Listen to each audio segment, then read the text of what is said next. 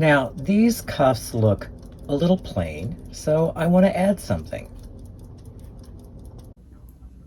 Before I install the sleeves into the jacket, one thing I did is, as you can see here, I had a buttonhole worked and I added a button because there are buttons on the front of the jacket, and I think that would look much better to have the button on the cuff as well.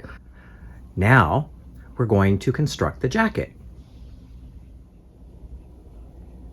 We install the sleeves.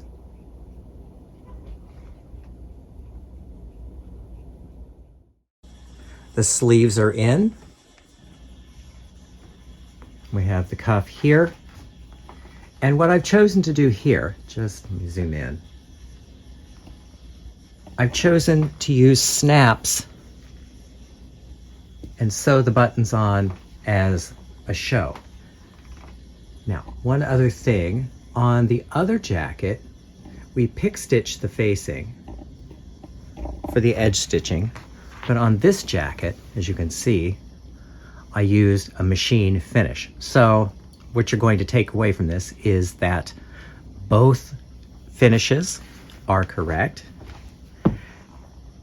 So from here, I will install the lining and I will bring you back the jacket with the lining installed.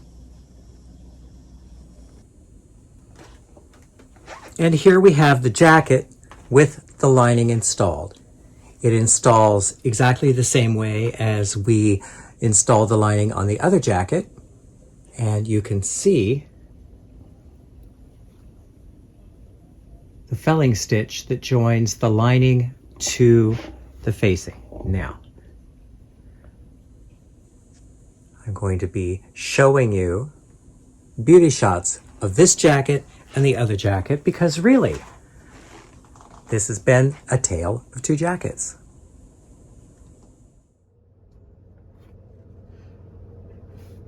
I call this class A Tale of Two Jackets because I began with this jacket first, and I wanted to understand how this particular peplum worked. So figuring out how to make this particular detail on the jacket was quite fascinating and interesting. So I wanted to share it with you, and I wrote the article for Threads magazine, but then I decided I really wanted to expand it because some people can't wear this particular line on their figure.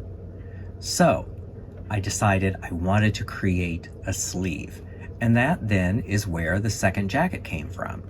So as we see here, we have the second jacket, and I didn't put the peplum on the jacket because I felt a cuff and a peplum would be too much going on. So you have a nice clean jacket, and then you have the interesting detail where the cuff is. Now, this cuff could adapt to a jacket, it could adapt to a coat, so you could start with a very, very clean coat or jacket pattern like I did here, and experiment with this particular detail. You can use the numbers that I came up with and the proportions that I decided with for this particular jacket, or you could experiment with the idea and come up with something that is truly your own. I hope you've enjoyed this class as much as I've enjoyed teaching it. Many thanks.